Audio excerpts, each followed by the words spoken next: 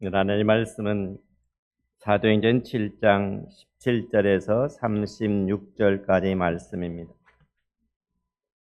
사도행전 7장 17절에서 36절까지입니다.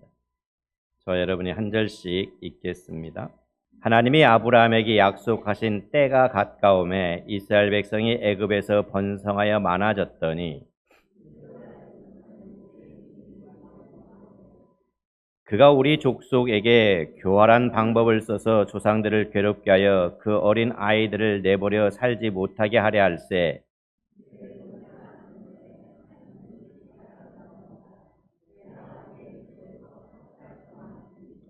버려진 후에 바로의 딸이 그를 데려다가 자기 아들로 기르매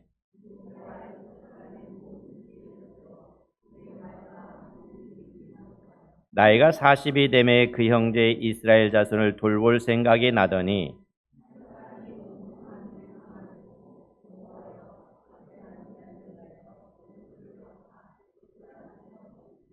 그는 그의 형제들이 하나님께서 자기의 손을 통하여 구원해 주시는 것을 깨달으라 생각하였으나 그들이 깨닫지 못하였더라.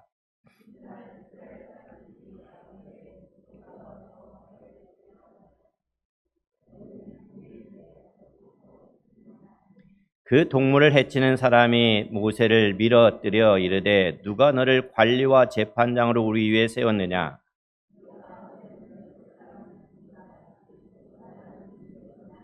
모세가 이 말 때문에 도주하여 미디안 땅에서 나그네 되어 거기서 아들 둘을 낳으니라.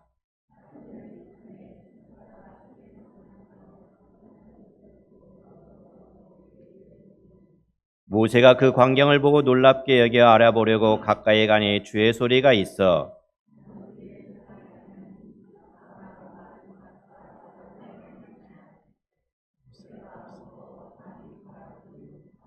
주께서 이르시되 내 발에 신을 벗으라 내가 서 있는 곳은 거룩한 땅이니라.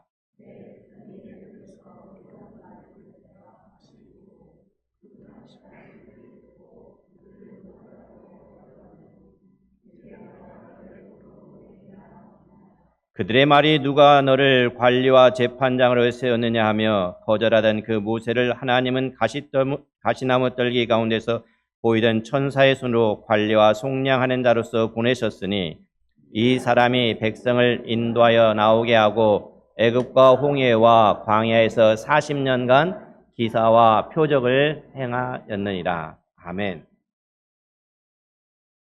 순수 우리말에는 내일이라는 단어가 없습니다.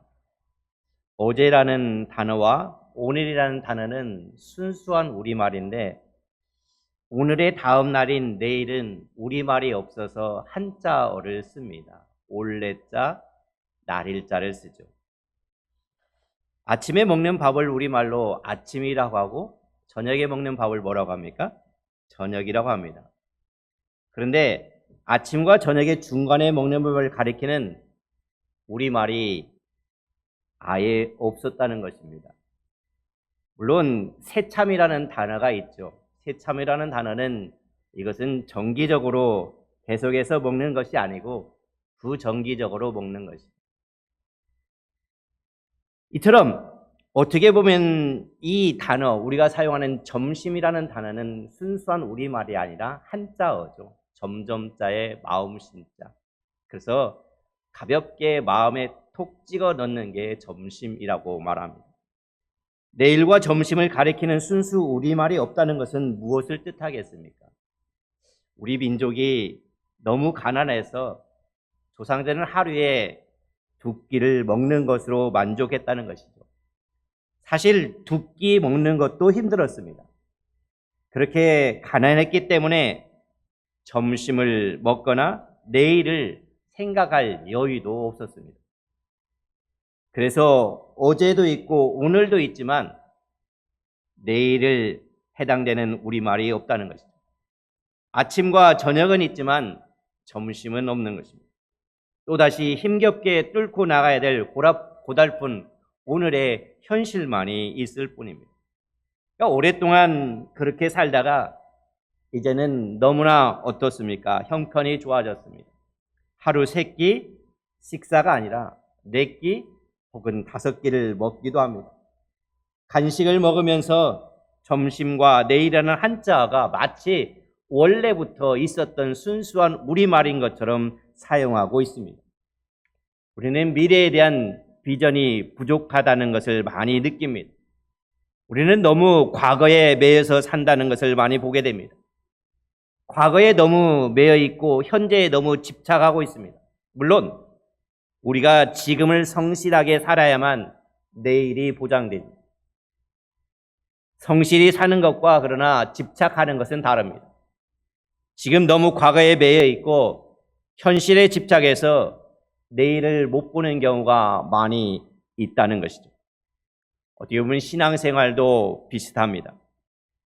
삶에 별다른 변화가 없는 것 역시 너무 과거에 매여 있기 때문에 그렇습니다.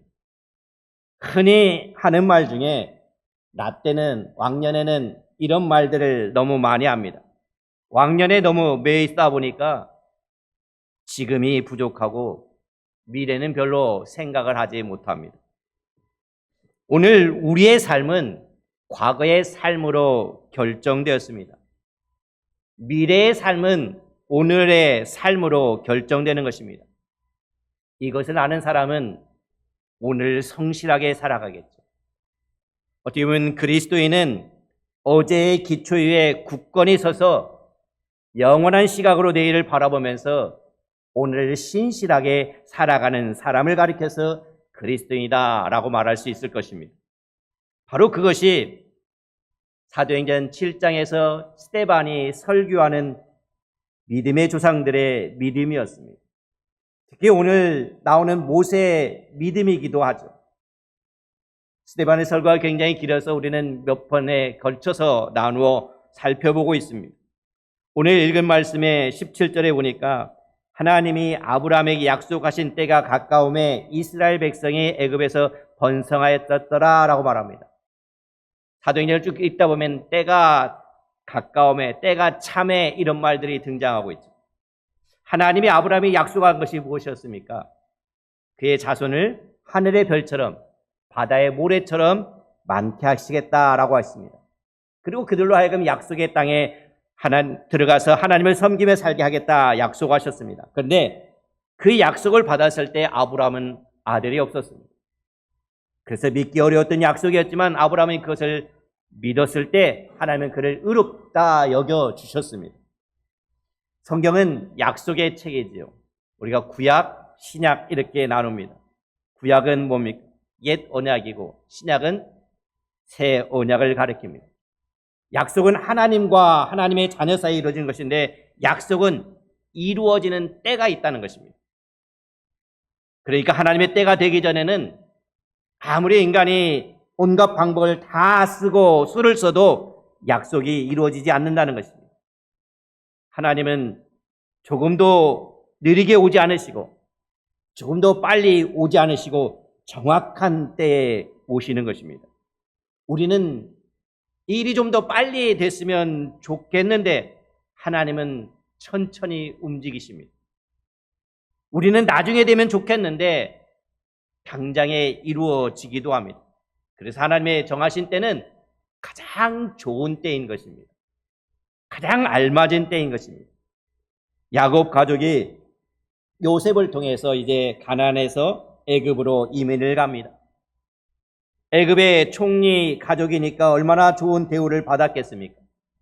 그래서 애굽에서 정착하면서 아주 좋은 땅에 살고 잘 정착하면서 살 수 있게 됐습니다.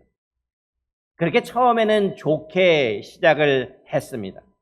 그런데 시간이 지나면서 그들의 삶은 고통스러웠고 그들의 삶은 노예 생활이 되었습니다. 18, 19절에 보니까 요셉을 알지 못하는 새 임금이 애굽 왕위에 오르매 그가 우리 족속에 교활한 방법을 써서 조상들을 괴롭게 하여 그 어린 아이들을 내버려 살지 못하게 하려 할세라고 말합니다. 우리가 성경을 보면은 이것이 신화처럼 동화처럼 여기는 사람이 많습니다. 그러나 사실은 생생한 역사가 그 안에 담겨져 있기도 합니다. 요셉을 알지 못하는 새 임금이 나와서 애굽의 왕조가 되었다고 왕조가 바뀌죠. 역사적으로 볼 때 이 사람은 이집트의 제18대의 창시자인 아흐모세 1세라고 볼 수가 있습니다. 요셉을 알지 못하는 사람이었고 일부러라도 그 전에 있던 것을 부정하고 싶었던 새로운 왕조가 시작되고 있었습니다. 이스라엘 사람들이 급속도로 번성하여 수가 많아집니다. 그러니까 위협을 느껴요. 이 새 왕은 이스라엘 사람들을 전부 노예로 만들어버립니다. 노예로 일을 힘들게 시키면 수가 더 이상 늘어나지 않을 거라고 생각을 했던 것이죠. 그러나 그 예상은 적중하지 못했습니다. 그 의도와는 달리 고돈노동을 하는 중에도 이스라엘 사람들의 수는 줄어들지 않고 더 번성했습니다. 그러니까 다시 새로운 명령을 내립니다. 여자아이가 태어나면 살려주고 남자아이가 태어나면 나일강에 던져 죽게 하라는 잔인한 명령이었습니다. 이 명령을 내린 사람은 그 후에 투투모세 1세라고 볼 수가 있죠. 그러니까 노예 생활을 하는 것도 힘든데 금방 낳은 아이를 강에 던져 죽인다는 것은 끔찍한 일입니다. 그러니까 이스라엘 백성들이 당시에 얼마나 고통스러운지를 우리가 짐작해 볼 수가 있습니다. 그러면서 20절에 이렇게 말합니다. 그때 모세가 낳는데 하나님 보시기에 아름다운지라 그의 아버지 집에서 3달 동안 길리더라. 모세가 좋은 시절에 태어났으면 얼마나 좋았을 겁니다. 그러나 아주 힘든 시기에 태어났습니다. 정상적인 상황이라면 모세도 태어나자마자 나일강에 던져 죽임을 당해야 했습니다. 우리가 환경 탓 많이 합니다. 또는 남의 탓을 많이 합니다. 사실 모세만큼 환경을 탓할 사람이 또 있겠습니까? 이렇게 절망적인 상황은 없었을 것입니다. 그런데 하나님은 인간의 절망 중에서 소망의 역사를 이루어 가시는 것입니다. 인간이 볼 때는 나갈 길이 없고 다 끝났다고 보는 상황이 하나님은 최고의 상황으로 만들어 가시는 것입니다. 모세의 부모는 모세를 3달 동안 길렀습니다. 100일 정도 된 아이가 얼마나 귀엽겠습니까? 그런데 이것은 사실 왕의 명령을 어기는 무서운 일이었습니다. 들키면 아이뿐만 아니라 부모까지 죽음을 당할 수가 있습니다. 그러니까 자기 목숨을 걸고 이 아이를 기르는 것입니다. 그러나 이제 더 이상 숨길 수가 없게 되었습니다. 모세 이야기가 기록된 출애굽기 2장에 보면은 이렇게 기록되어 있습니다. 출애굽기 2장 2절에 그가 잘생긴 것을 보고 3달 동안 그를 숨겼다 그랬습니다. 출애굽께서는 그가 잘생긴 것을 보고 숨겼다 그랬습니다. 단순히 외모가 잘생겨서 버릴 수가 없었다는 게 아닙니다. 오늘 사도행전은 이 스데반은 그것을 어떻게 표현하냐면은 하나님 보시기에 아름다웠다라고 말하고 있습니다. 외모도 귀엽고 잘생겼지만은 하나님 보시기에 아름다운 아이였다는 것입니다. 마침내 아이를 나일강에 흘러 보내야 되는데 그것은 아이를 그냥 버린 것이 아니라 어떻게 보면 아이에 대한 부모로서의 인간적인 집착을 버린 것이라 볼 수 있습니다. 정말 하나님이 보시기에 아름다운 아이였기 때문에 하나님이 이 아이를 통해서 분명히 뭔가를 이루실 텐데 우리가 더 이상은 이 아이를 기를 수 없으니 하나님 이 아이를 맡아주시옵소서. 하나님께 맡기는 것입니다. 우리들이 자녀를 볼 때 우리도 이런 눈이 필요합니다. 모세의 부모처럼 믿음의 눈으로 볼 필요가 있습니다. 세상 기준으로 너무 쉽게 평가해서는 안 됩니다. 아이가 학교에서 공부를 잘하고 성적도 좋고 리더가 되면 좋아하고 성적이 안 나고 점수가 떨어지면 쟤는 왜 어디서 나왔나 하고 해서는 안 된다는 거죠. 세상에서 어떻게 되느냐에 따라서 아이를 높게 또는 낮게 평가하는 것은 하나님의 보시는 눈이 결코 아닙니다.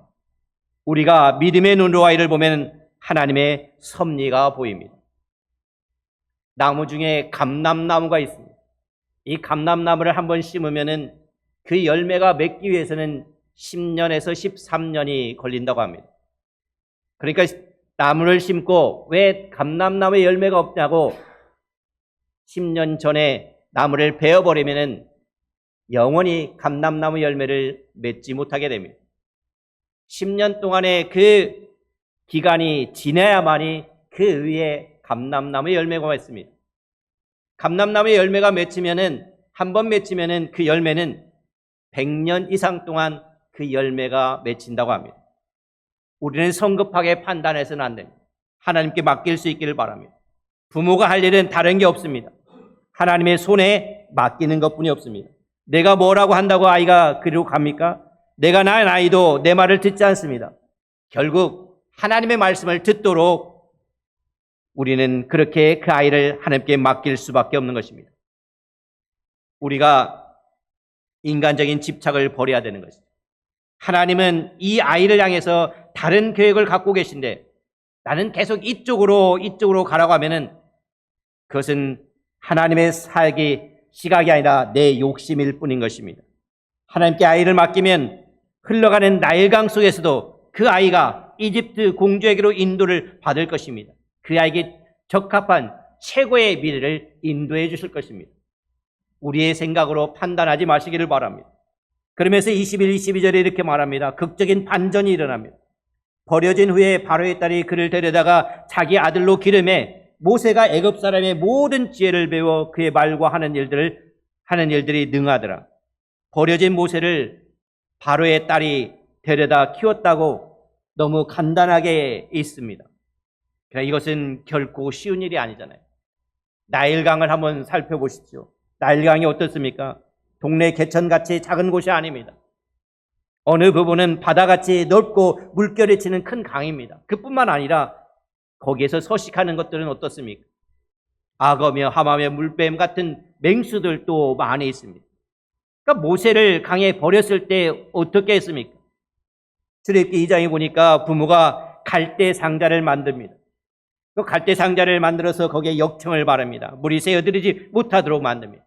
그리고 갈대 사이에 놓아두었습니다.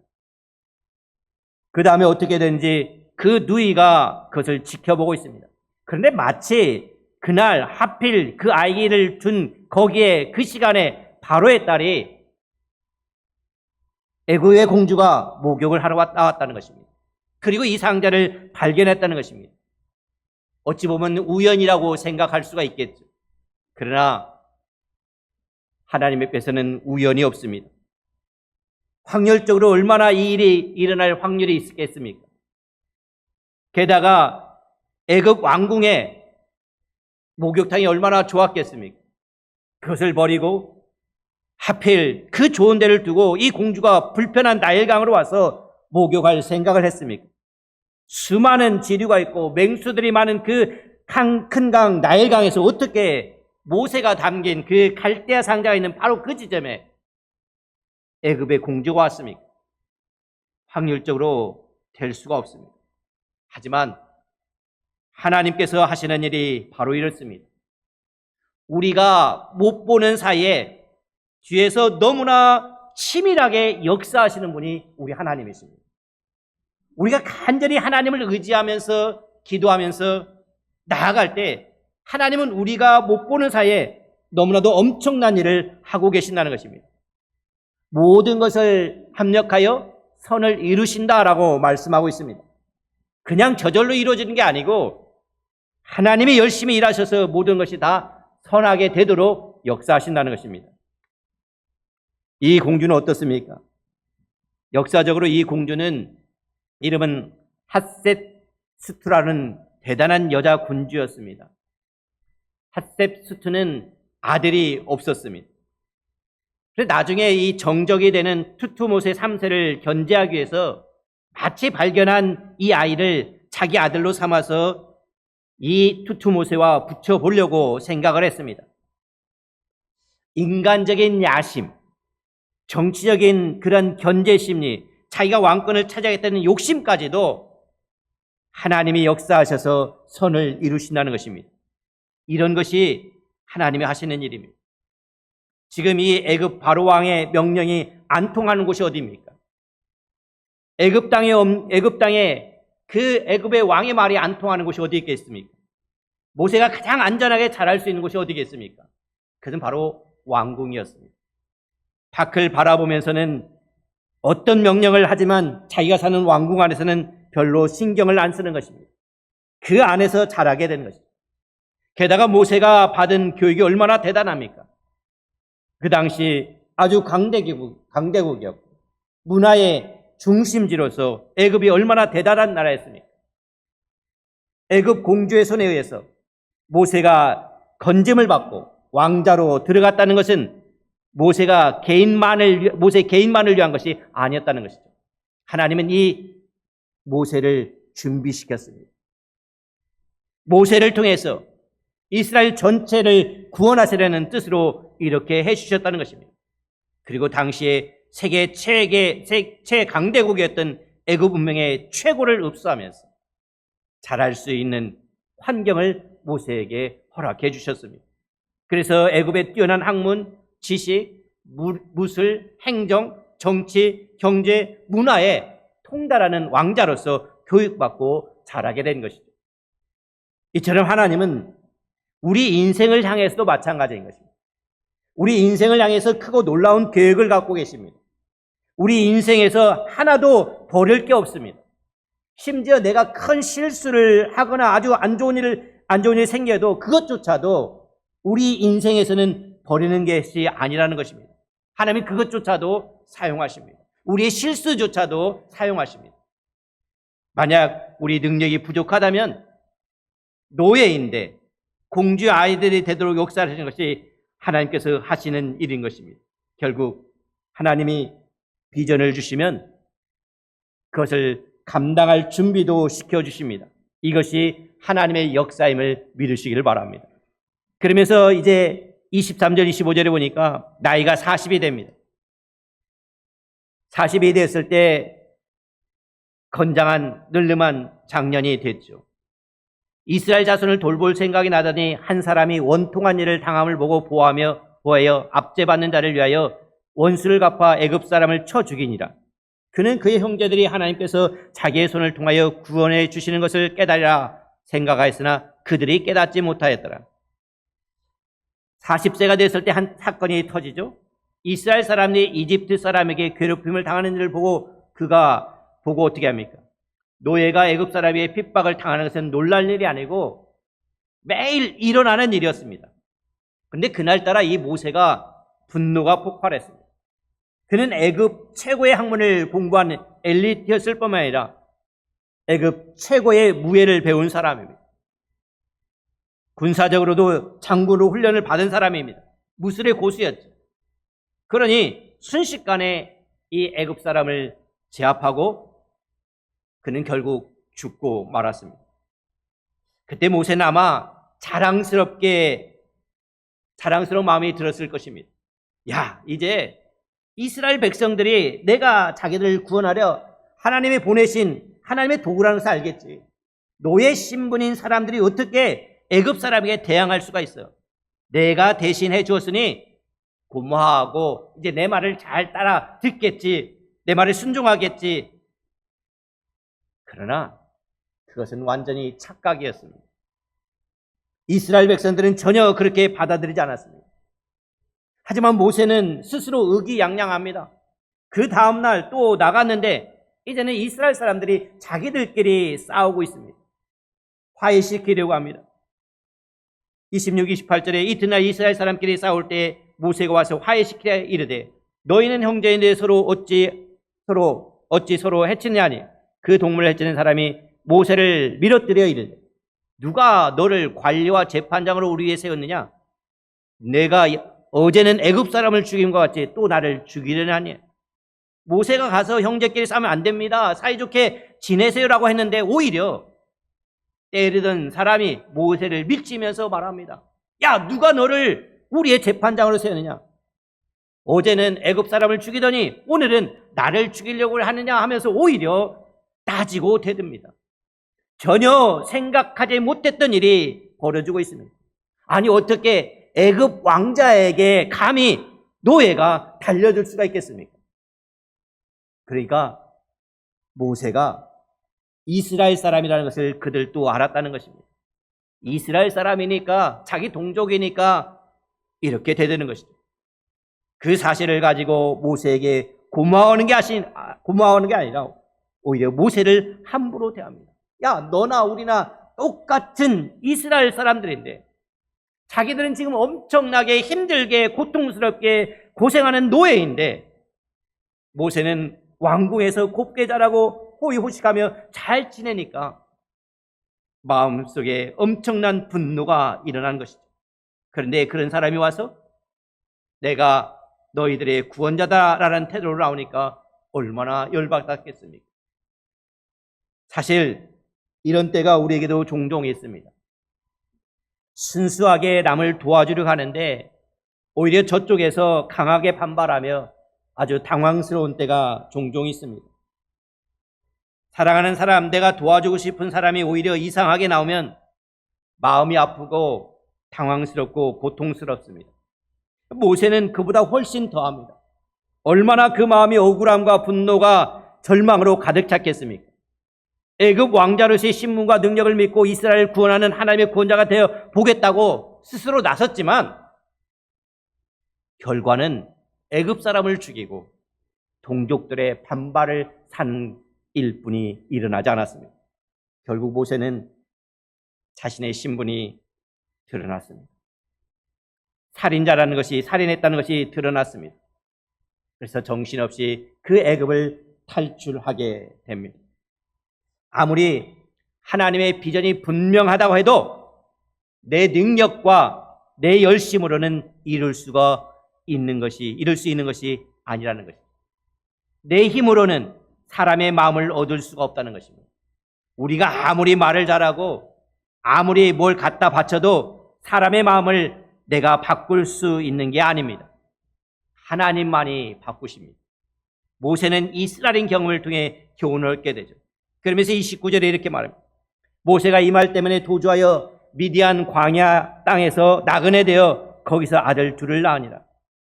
40세의 모세는 아주 인생의 절정에 있었다고 봅니다.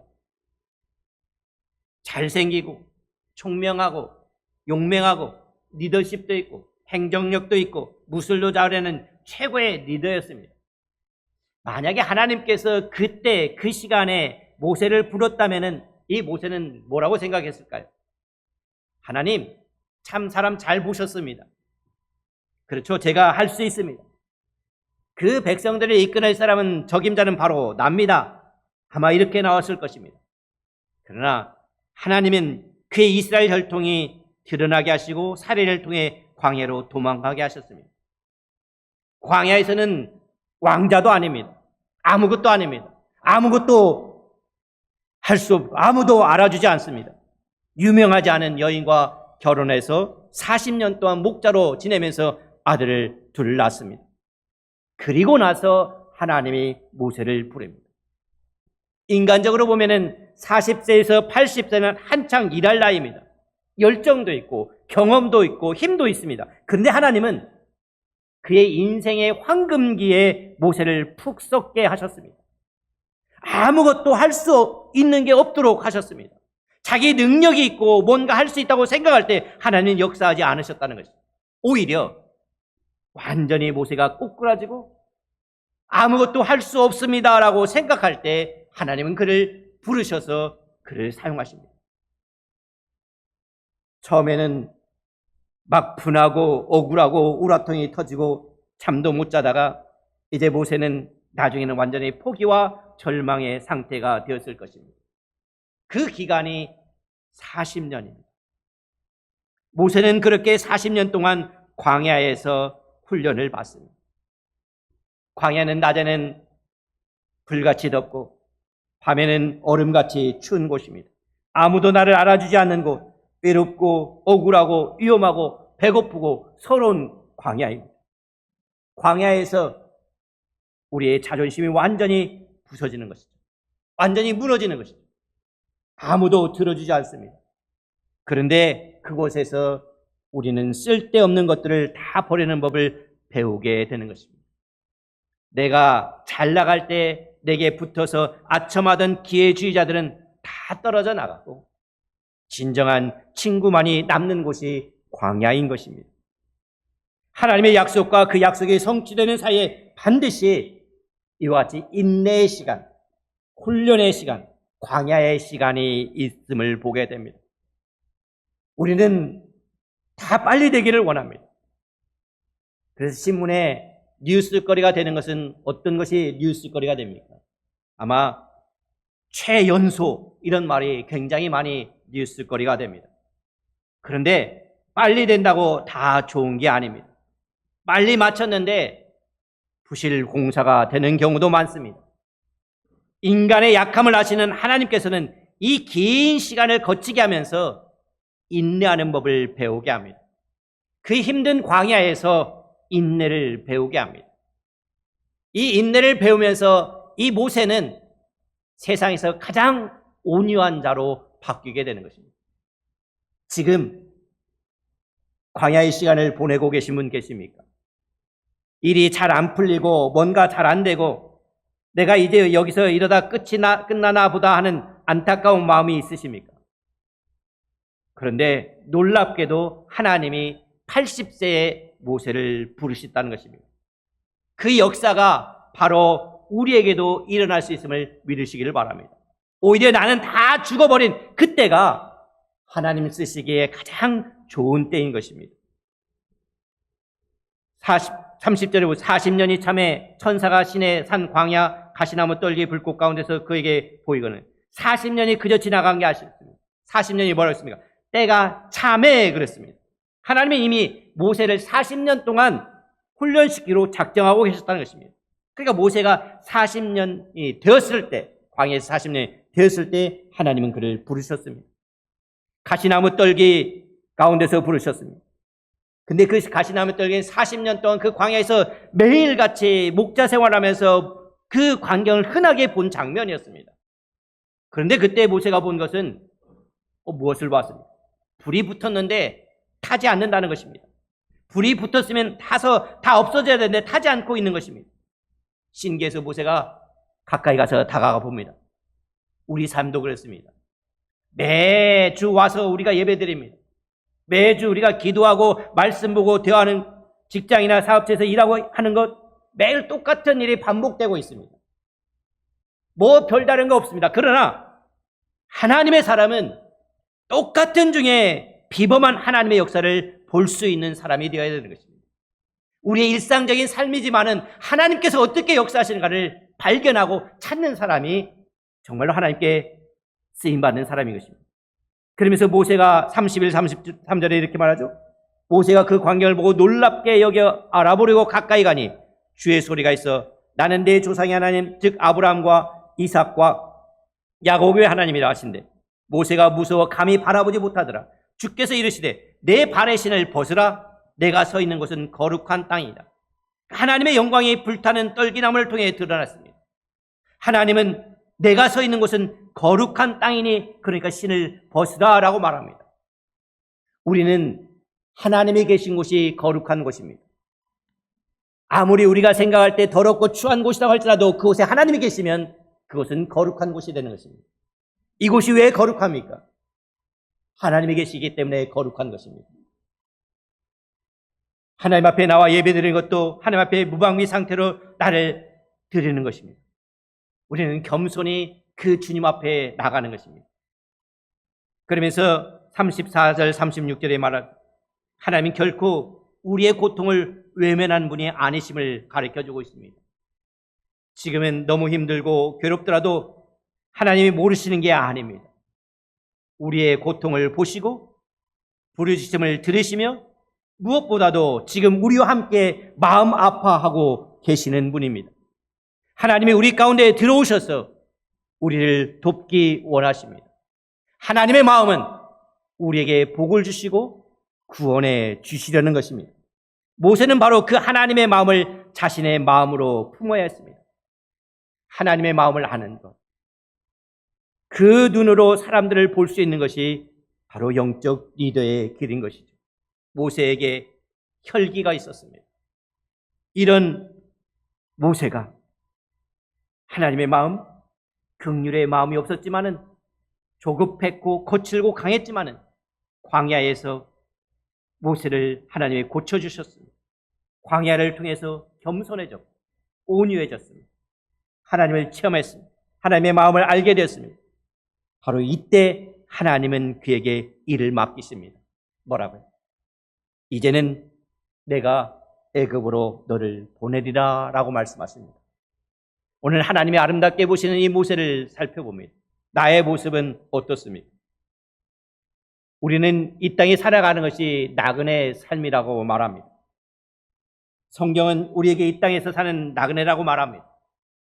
우리는 이 땅에서 나그네 삶을 살고 있습니다. 그런데 그냥 우리가 생각하는 나그네가 아니죠.